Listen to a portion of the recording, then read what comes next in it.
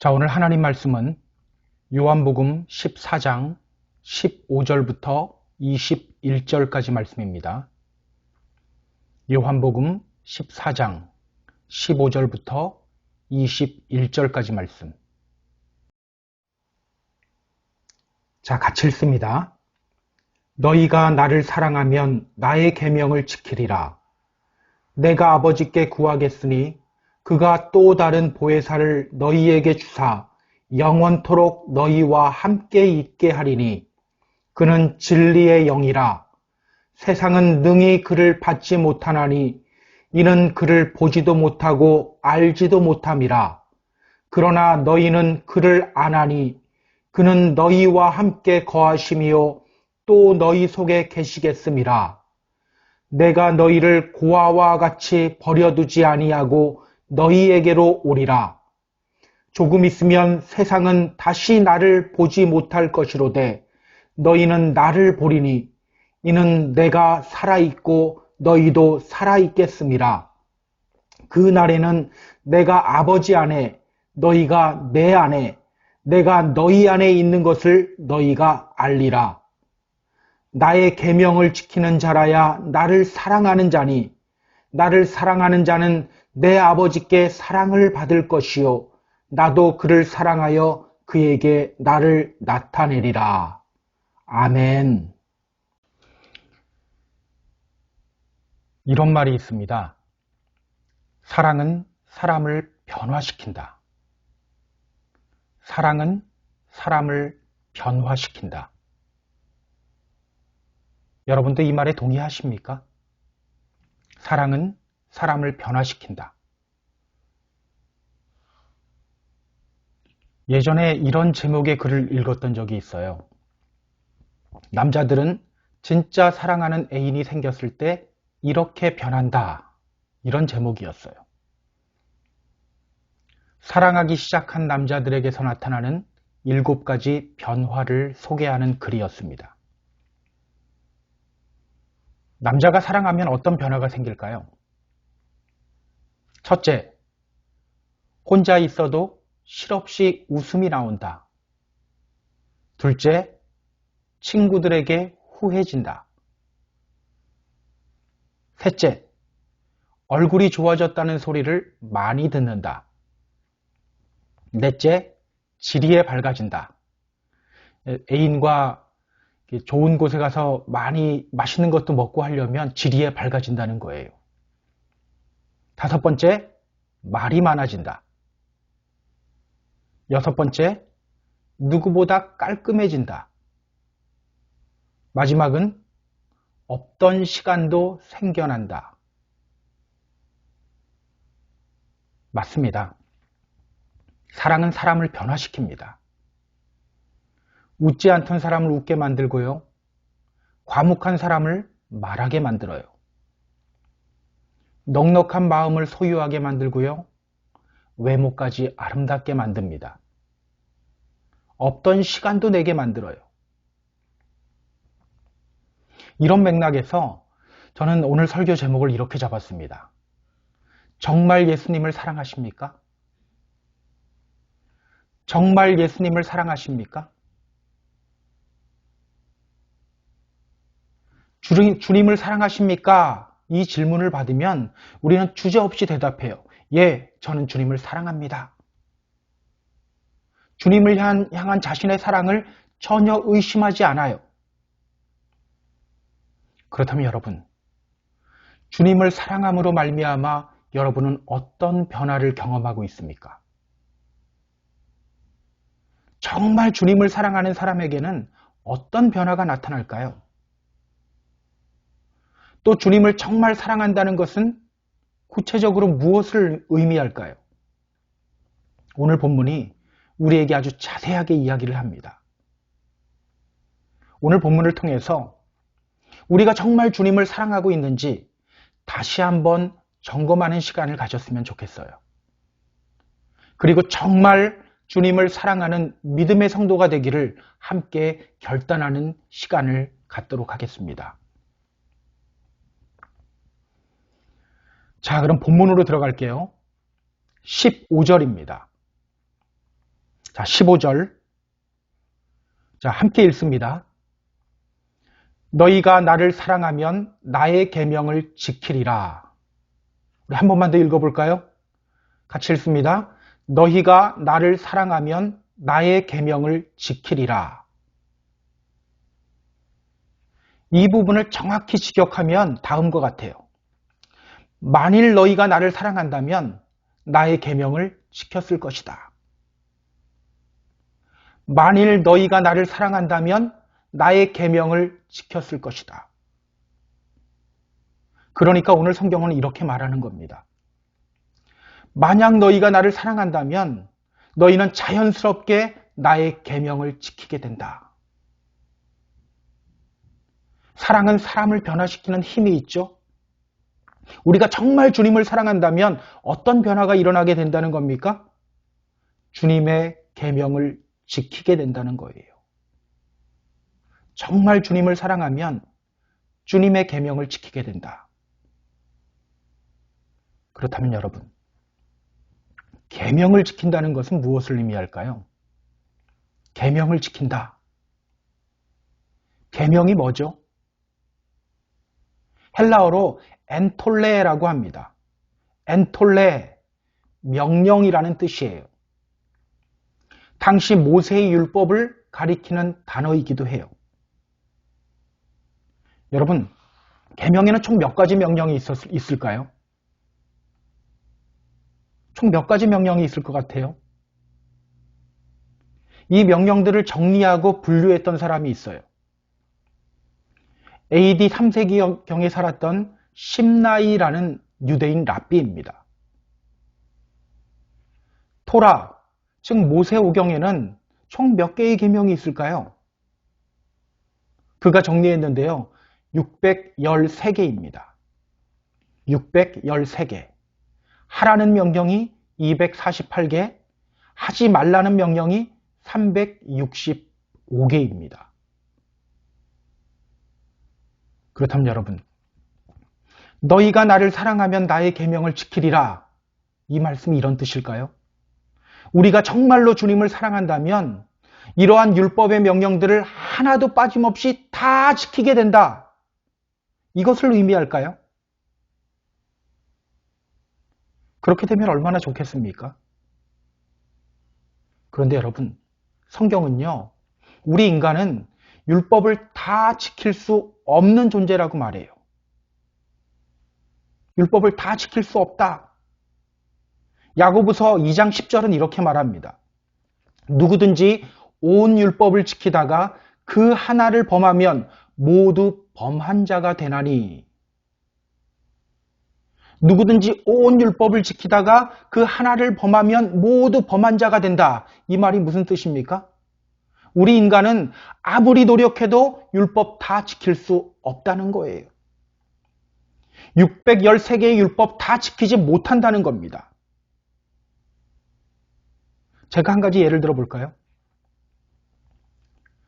부모가 아이에게 몇 가지 규칙을 줬어요. 아침에 일찍 일어나야 된다. 몇 시부터 몇 시까지는 공부를 해야 된다.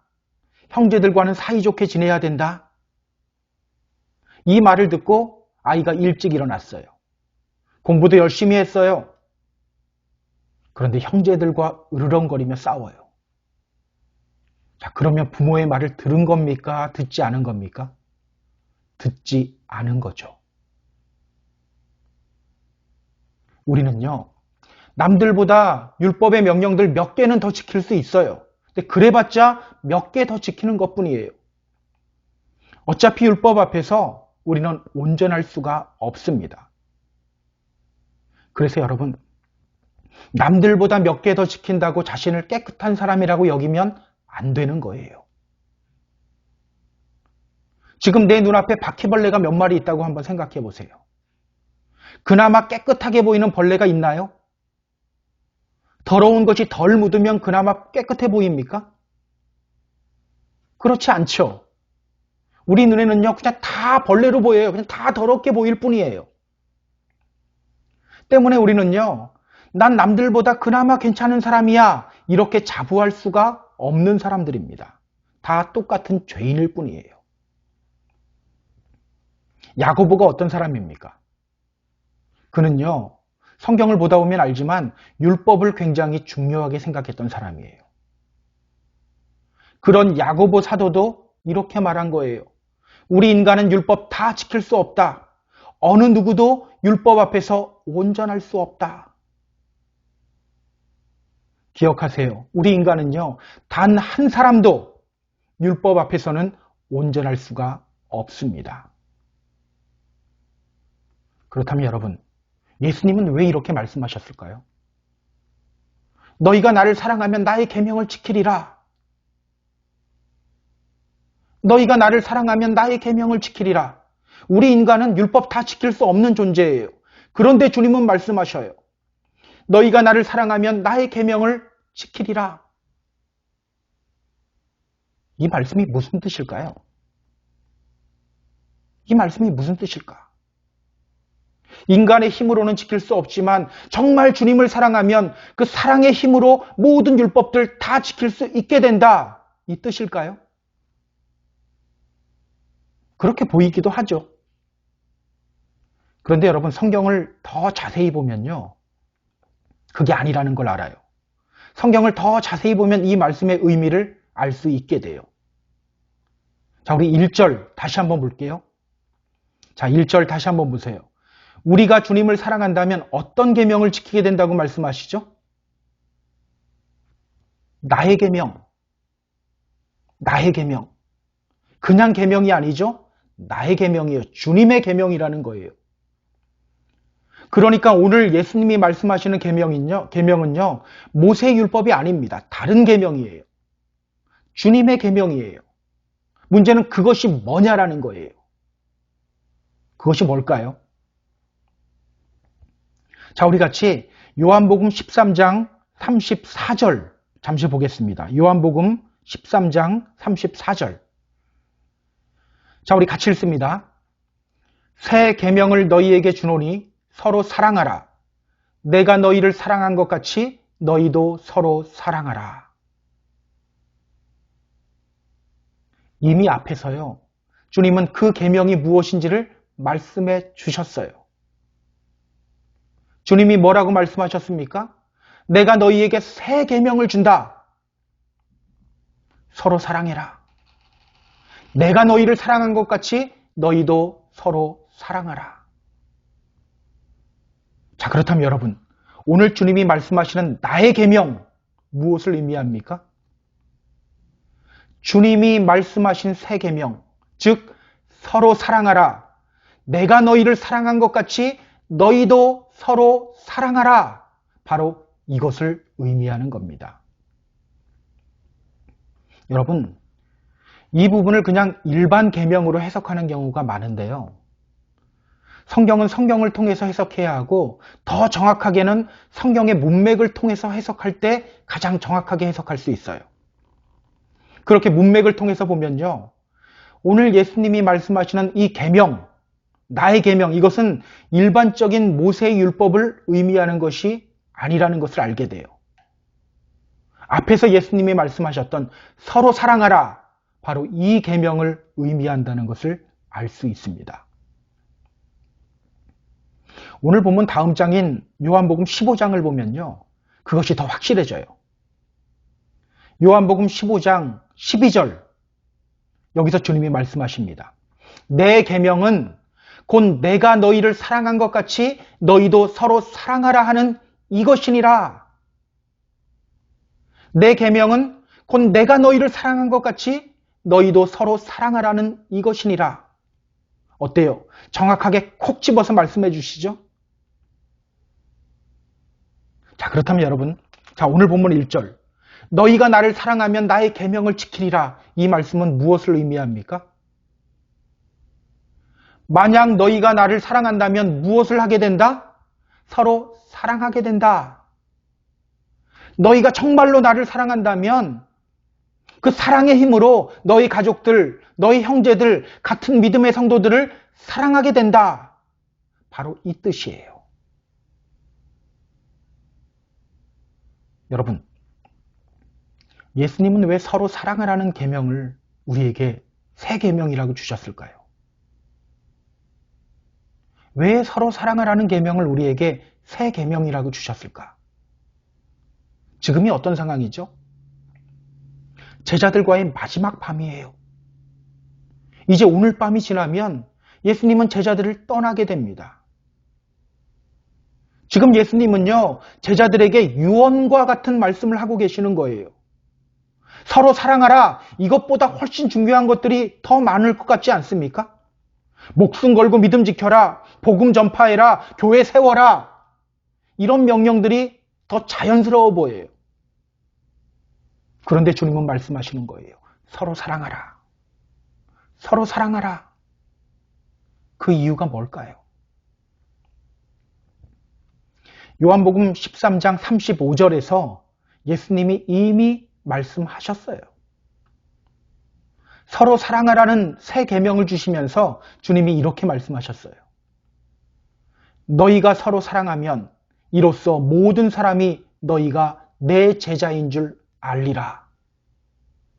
너희가 서로 사랑하면 이로써 모든 사람이 너희가 내 제자인 줄 알리라.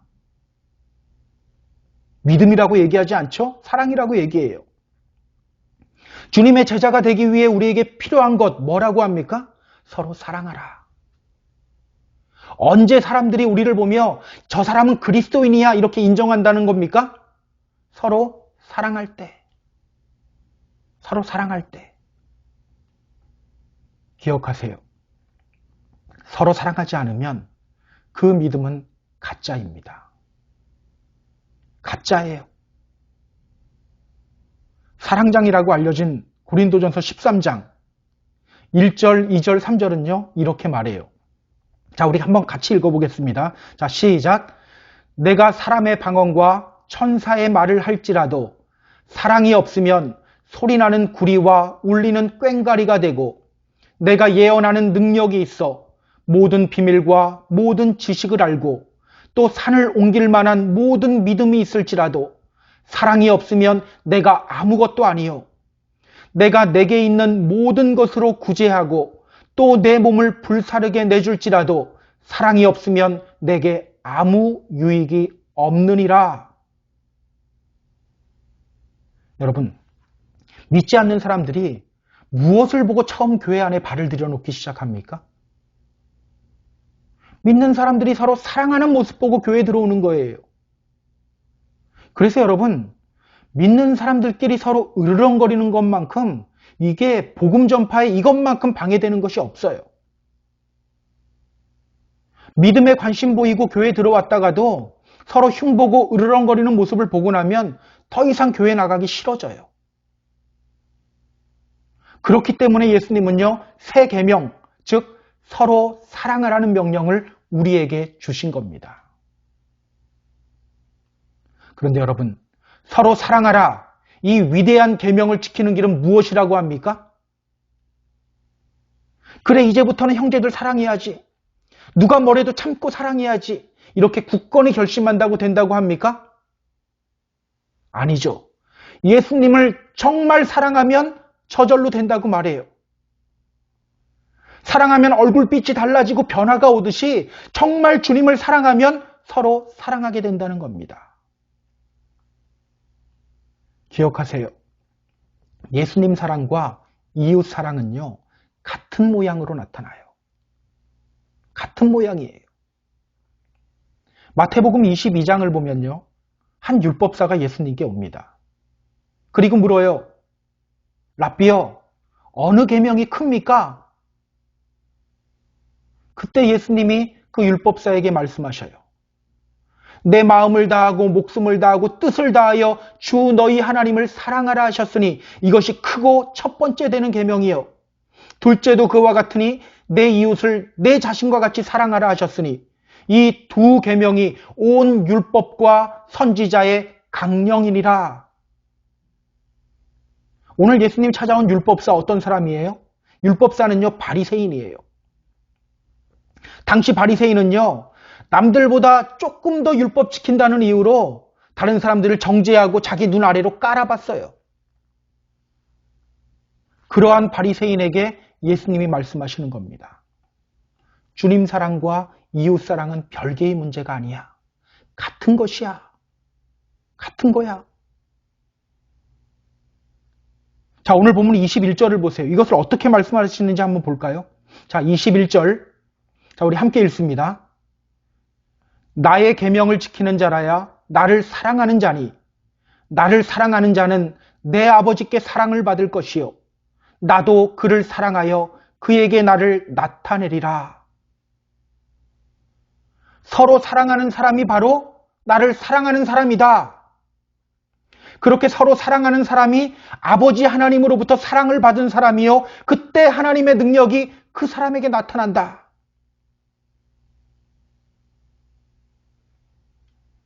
그렇다면요, 이제 우리가 이쯤에서 던져야 될 질문이 있어요. 자, 그렇다면 나는 정말로 주님을 사랑하고 있는가? 나는 정말로 주님을 사랑하고 있는가? 정말 주님 사랑하고 있습니까? 여자가 임신하게 되면 어떤 현상이 나타납니까? 속이 메스꺼워지고 입덧이 나와요. 그것을 보며 자신이 임신했다는 것을 알게 돼요. 마찬가지입니다. 우리가 주님을 사랑하는지 사랑하지 않는지 어떻게 알 수 있다는 거예요? 내 형제, 내 이웃, 같은 믿음의 성도들을 사랑하는가를 보면 알 수 있게 된다는 겁니다. 가끔 이런 말을 하는 경우가 있어요. 저는 주님을 정말 사랑합니다. 그런데 저 사람은 도저히 용납이 안 됩니다. 이상하게 밉습니다. 주님 사랑한다고 여러 가지 간증을 하는데 계속해서 다른 사람 흉을 보는 사람도 있어요. 왜 이런 현상이 나타납니까? 주님을 사랑한다고 착각하고 있기 때문에 이런 현상이 나타나는 거예요. 여러분, 이런 마음이 들 때는 어떻게 해야 하죠? 하나님, 저 사람을 사랑해야 하는데 잘 안 됩니다. 도와주세요. 이렇게 기도하는 것이 하나님 앞에 솔직한 거예요. 솔직하지 않은 모습은 뭡니까? 내가 저 사람을 미워하는 이유는 이거 때문입니다. 이렇게 말하는 게 솔직하지 않은 거예요. 하나님, 저 사람을 사랑해야 되는데 제가 잘 안 돼요. 주님, 제 안에 사랑을 주세요. 이렇게 기도할 수 있어야 돼요. 이것이 바로 주님을 믿는 사람들의 모습이에요. 그래서 여러분, 오늘 우리가 먼저 기도해야 할 것은요, 주님, 큰 믿음 갖게 해주세요. 큰 간증거리가 있게 해주세요. 이것이 먼저가 아니에요. 서로 사랑하게 해달라고 기도해야 합니다. 서로 사랑하게 해달라고 기도해야 돼요. 저는 오늘 우리 모두가 주님을 정말로 사랑하는 믿음의 성도님들이 되었으면 좋겠어요. 우리 믿음의 공동체가 사랑이 넘치는 교회가 되었으면 좋겠어요. 오늘 주님의 말씀, 만약 너희가 나를 사랑한다면 너희는 서로 사랑하게 된다. 이 말씀 늘 기억하며 정말 주님을 사랑하는 저와 여러분이 다 되기를 주님의 이름으로 부탁드립니다. 자, 그렇다면 여러분, 자, 주님을 사랑하기 위해서 오늘 우리에게 필요한 것이 뭘까요? 어떻게 살아가는 것이 정말 주님을 사랑하는 삶일까요? 우리는 주님을 사랑한다고 하는 계속 이야기하는데요. 이게 사랑한다는 개념을 굉장히 추상적으로 이해해요. 그냥 느낌이나 생각이라고 여겨요. 그러나 그렇지 않아요. 오늘 주님은요, 주님을 사랑하는 것이 구체적으로 무엇을 의미하는지를 우리에게 알려주고 있어요. 자, 우리 16절 볼까요? 자, 16절. 자, 함께 읽습니다. 내가 아버지께 구하겠으니 그가 또 다른 보혜사를 너희에게 주사 영원토록 너희와 함께 있게 하리니. 오늘 주님은 말씀하셔요. 내가 아버지께 구해서 또 다른 보혜사를 너희에게 주겠다. 그가 영원토록 너희와 함께 있게 하겠다. 오늘 주님은요, 또 다른 보혜사를 보내서 제자들과 함께 하겠다고 말씀하셔요. 여기서 말하는 또 다른 보혜사, 누구를 의미할까요? 또 다른 보혜사. 여러분, 보혜사는 누구를 의미합니까? 우리 한국말 성경을 보면요, 보혜사라고 표현하고요. 킹 제임스 영어 성경을 보면요, comforter, 위로자라고 표현을 해요. NIV 성경을 보니까 advocate, 변호사, 변호인이라는 표현을 해요. 그럼 뭐가 맞는 말 같으세요? 사실 이 보혜사라는 말은요, 파라클레토스라는 단어입니다. 파라클레토스. 이 말은요, called to one's side. 즉, 곁으로 부르심을 받은 자라는 뜻이에요. 쉽게 말해서 내 옆에 있는 분이라는 뜻이에요. 자, 그렇다면 여러분, 보혜사는 누구인가요? 우리와 함께 하시기 위하여 오신 분이 있죠. 바로 예수 그리스도예요. 예수님의 탄생을 예언하며 천사가 요셉에게 무슨 말을 하죠? 보라, 처녀가 잉태하여 아들을 낳을 것이요 그의 이름을 임마누엘이라 하리라. 임마누엘이 무슨 뜻입니까? 하나님이 우리와 함께 하신다. 바로 이 뜻이에요. 예수님이 바로 우리와 함께 하시기 위해서 오신 분입니다. 따라서 보혜사는요, 바로 예수 그리스도를 의미합니다. 그렇다면 여러분, 또 다른 보혜사, 누구를 의미할까요? 또 다른 보혜사. 17절을 보면요, 예수님이 그 또 다른 보혜사가 누구인지를 밝혀요. 자, 17절. 자, 우리 함께 읽습니다. 그는 진리의 영이라 세상은 능히 그를 받지 못하나니 이는 그를 보지도 못하고 알지도 못함이라. 그러나 너희는 그를 아나니 그는 너희와 함께 거하심이요 또 너희 속에 계시겠음이라. 또 다른 보혜사는 누구인가요? 그는 진리의 영이라. 진리의 영. 바로 진리의 영입니다. 진리가 뭐죠? 진리가 뭡니까? 나중에 보면요, 이 빌라도가 재판받는 예수님께 물어요. 진리가 무엇이냐? 그때 주님은요, 그에게 아무 대답도 하지 않으세요. 왜 대답하지 않으셨을까요? 진리가 무엇인지 몰라서일까요? 그는 진리가 무엇이냐고 물었어요. 진리는요, 그런 개념이나 이데올로기가 아니에요. 진리는 인격입니다. 인격이에요. 그래서 예수님은 그에게 아무런 대답도 하지 않으셨던 거예요. 자, 그렇다면 여러분, 진리는 무엇이냐 보다 진리는 누구입니까가 더 올바른 질문이겠죠. 자, 진리는 누구입니까? 진리가 누구예요? 앞서 예수님이 말씀하셨어요. 내가 곧 길이요, 진리요, 생명이다. 내가 곧 길이요, 진리요, 생명이다. 예수 그리스도가 바로 진리예요. 자, 그렇다면 여러분, 오늘 예수님이 말씀하시는 진리의 영, 누구를 의미할까요? 바로 예수 그리스도의 영을 의미해요.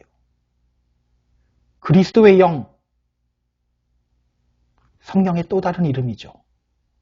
바로 성령님을 의미합니다. 그러니까 오늘 주님은요, 이렇게 말씀하시는 거예요. 내가 아버지께 구해서 성령을 너희에게 보내주사 영원토록 너희와 함께하게 하겠다. 나는 떠나가지만 그가 너희와 함께할 것이요 너희 속에 있을 것이다. 앞절과 연결시켜 볼까요? 너희가 정말 나를 사랑한다면 서로 사랑하라는 나의 계명 지키게 될 것이다. 나를 정말 사랑하는 것이 뭔지 아니? 내가 아버지께 구해 성령 너희에게 보내줄게. 그 성령님과 동행하는 삶을 살아가는 것, 그것이 바로 나를 사랑하는 것이야. 그 성령과 동행하는 삶을 살아가는 것, 그것이 바로 나를 사랑하는 것이야. 이 말씀이에요. 여러분, 사랑하면 어떤 현상이 나타나죠? 예전에 결혼하기 전에 아내와 사귀고 있을 때요. 저는 주중에 대전에 있었고 금요일부터 주일 저녁까지는 서울 잠실에 있는 교회에서 교육전도사를 했어요. 아내는 신촌에서 학교를 다니고 있었어요. 교육전도사에게 토요일은 굉장히 바쁘거든요. 주일 예배 준비도 해야 하고요. 학생들과의 모임도 가져야 돼요. 그런데 그 일들을 마치자마자 제가 항상 달려가는 곳이 있었어요. 어디였을까요? 신천으로 달려갔어요. 토요일 저녁은요, 길도 많이 막혀요. 그래도 가요. 하루는 비가 부슬부슬 오는 날이었어요. 그런 날은요, 트래픽이 더 심해요. 그날은 어떻게 했을까요? 비가 온다고 안 갔을까요? 그래도 갔어요. 어떤 날은 잠실에서 신촌까지 총 3시간이 넘게 걸린 적도 있었어요. 그래도 갔어요. 잠깐이라도 얼굴 함께 보고 또 함께 있고 싶어서 간 거예요. 여러분, 사랑하면 어떤 현상이 일어납니까? 항상 같이 있고 싶어져요. 그렇다면 여러분, 우리가 정말 주님을 사랑한다면 어떤 현상이 나타나요? 항상 주님과 함께 있고 싶어져요. 항상 주님과 함께 있게 돼요. 그래서 주님이 그리스도의 영이신 성령님을 우리 가운데로 보내주신 거예요. 왜? 늘 주님과 함께 하라고. 자, 그렇다면 여러분, 정말 주님을 사랑한다. 정말 주님을 사랑하는 사람은 어떤 삶을 살아갑니까? 그때그때 자기 기분대로 살아갈까요? 아니죠. 그리스도의 영이신 성령님과 늘 함께하는 삶을 살아가요. 그분과 대화하고 그분의 음성을 듣고 그분의 말씀에 순종하는 삶을 살아가요. 기억하시기 바랍니다. 이것이 바로 주님을 사랑하는 거예요. 사랑은 생각이나 느낌이 아니에요. 주님 사랑한다고 계속 외치면서 자기 자신을 세뇌시키는 것도 아니에요. 성령님과 동행하는 삶을 살아가는 것, 그것이 바로 주님을 사랑하는 겁니다. 여러분, 예수님이 제자들을 떠나가시는 이유가 뭡니까? 예수님이 왜 제자들을 떠나가셨습니까? 요한복음 16장 7절을 보면요, 주님이 말씀하셔요. 내가 떠나가는 것이 너희에게 유익이라. 내가 떠나가지 아니하면 보혜사가 너희에게로 오시지 아니할 것이요 가면 내가 그를 너희에게로 보내리니. 내가 떠나가는 것이 너희에게 유익이라. 제자들에게 유익을 주기 위해서예요. 또 요한복음 16장 13절은 말합니다. 그러나 진리의 성령이 오시면 그가 너희를 모든 진리 가운데로 인도하시리니. 제자들은요, 정말 말귀도 제대로 못 알아듣는 사람들이었어요. 그런 그들을 끊임없이 옆에서 도우며 진리 가운데로 인도하시기 위해서 예수님은 제자들을 떠나가시고 그들과 영원히 함께할 성령님을 보내신 겁니다. 사실은 제자들 때문만이 아니죠. 여러분, 예수님 떠나가심으로 인해서 가장 큰 수혜를 입은 사람이 누구입니까? 바로 우리들 아닌가요? 그래도 제자들은요, 예수님 얼굴이라도 보고 말씀이라도 들은 적이 있었어요. 그러나 우리는요, 예수님 얼굴을 볼 수 없어요. 그분의 직접적인 음성도 들을 수 없어요. 그런 우리가 예수님과 함께 할 수 있는 방법이 생긴 거예요. 그것이 뭡니까? 우리 안에 계신 성령님의 음성 듣고 그 성령님을 통하여 예수님과 영원토록 함께 할 수 있게 된 겁니다. 사실 우리는요, 한 치 앞도 보지 못하는 존재예요. 똑똑한 척하지만 가장 어리석은 존재가 바로 우리 인간이에요. 죄를 짓고도 그것이 죄인 줄 모르고 고개 빳빳이 들고 다니는 존재가 바로 우리 인간이에요. 그러나 기억하시기 바랍니다. 우리 안에 계신 그리스도의 영, 성령님께서 우리를 진리 가운데로 인도하여 주십니다. 죄의 길에서 회개하게 하시고 의의 길을 걸어가게 만들어 주셔요. 그러니 여러분, 우리는 얼마나 큰 복 받은 사람들입니까? 우리 얼마나 큰 복을 받은 사람들이에요? 그 주님이 오늘 우리에게 말씀하셔요. 18절, 19절입니다. 내가 너희를 고아와 같이 버려두지 아니하고 너희에게로 오리라. 조금 있으면 세상은 다시 나를 보지 못할 것이로되 너희는 나를 보리니 이는 내가 살아있고 너희도 살아있겠음이라. 주님이 오늘 우리에게 말씀하셔요. 내가 너희를 고아와 같이 버려두지 않을 것이다. 절대 너희를 떠나지 않을 것이다. 나는 죽는 것이 아니다. 나는 너희를 떠나가는 것이 아니다. 너희 안에 살아있는 것이다. 정말 가슴 떨리는 말씀 아닙니까? 주님의 이름으로 부탁드립니다. 성령님과 동행하는 삶을 살아가시기 바랍니다. 지금 이 시간에도요, 성령님은 우리 안에서 끊임없이 우리에게 말씀하고 계셔요. 그 음성에 민감하게 반응하시기 바랍니다. 그것이 바로 주님 사랑하는 거예요.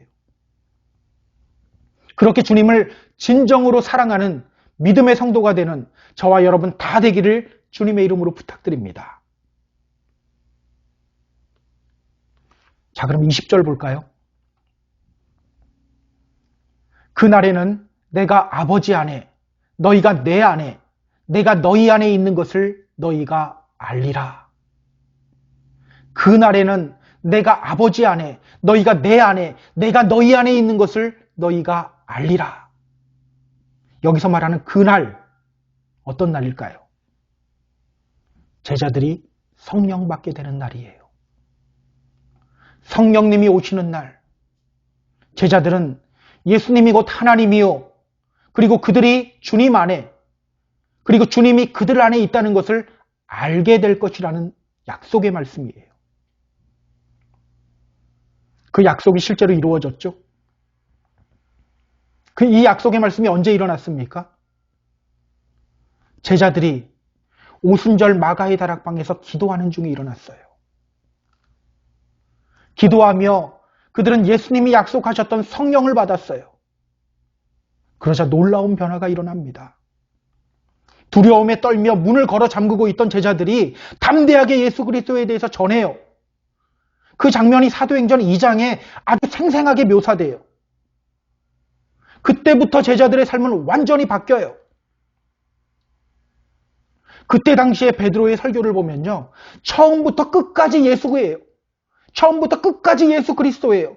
오직 예수 그리스도의 십자가와 부활에 대해서만 전해요. 예수님의 말씀대로 그들 안에 예수 그리스도가 발견되어지고 그리스도가 드러나기 시작했던 거예요.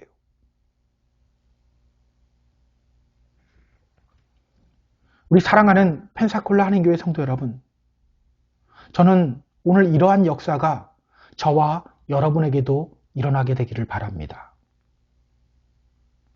정말 주님을 사랑하십니까? 정말 주님을 사랑하세요? 이 질문이 오늘 저와 여러분에게 큰 도전이 되었으면 좋겠어요. 정말 주님을 사랑하면 이웃을 사랑하게 됩니다. 정말 주님을 사랑하면 우리 안에 계신 성령님과 동행하는 삶을 살아가게 돼요. 그분의 음성 들으려고 안간힘을 쓰게 돼요. 성령님의 음성에 민감하게 반응하게 돼요. 정말 주님 사랑하시기 바랍니다. 이웃 사랑하고 성령님과 동행하는 삶을 살아가는 저와 여러분이 모두 되기를 주님의 이름으로 부탁드립니다. 그러므로 말미암아 우리 안에서 역사하시는 예수 그리스도를 발견하게 되고 그 그리스도를 전하게 되고 그 그리스도를 드러내는 저와 여러분 모두 되기를 주님의 이름으로 축복합니다. 축복합니다. 자, 우리 같이 찬양하길 원합니다. 우리 찬양할 때요, 사랑합니다 나의 예수님이라는 찬양이에요. 우리가 이 찬양하면서 정말 제가 주님을 사랑합니다. 지금까지 내 모습이 사랑하는 모습이 아니었다면 정말 주님을 사랑하는 그 역사가 제 안에서 일어나길 원합니다. 이런 고백으로 찬양했으면 좋겠어요. 그리고 사랑한다 내 아들아, 사랑한다 내 딸아, 내가 너 잘 안다. 내가 너에게 축복 주겠다. 이 음성 듣는 저와 여러분 다 되었으면 좋겠습니다. 자, 우리 같이 찬양합니다.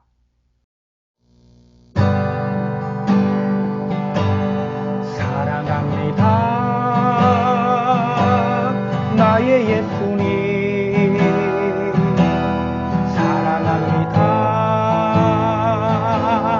아주 많이요. 사랑합니다 나의 예수님, 사랑합니다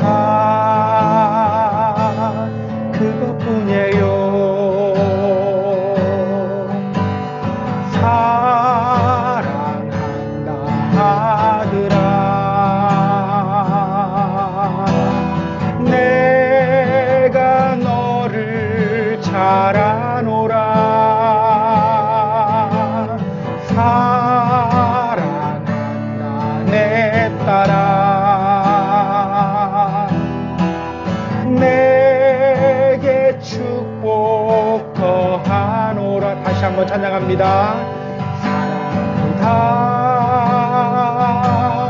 나의 예수님 사랑합니다. 아주 많이요. 사랑합니다. 나의 예수님 사랑합니다. 그것뿐이에요.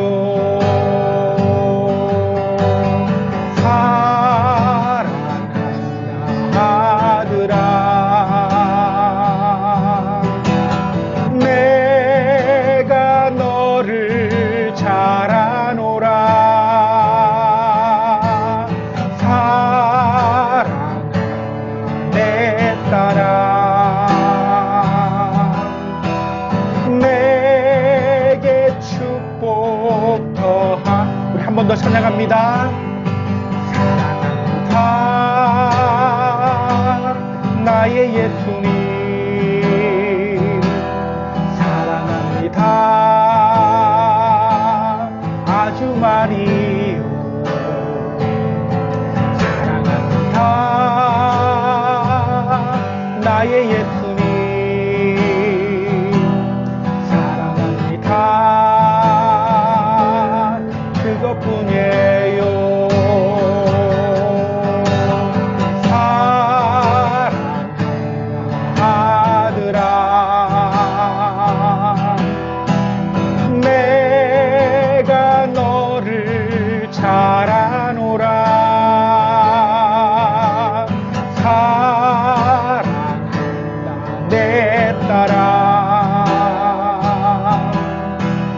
내게 축복 더하노라.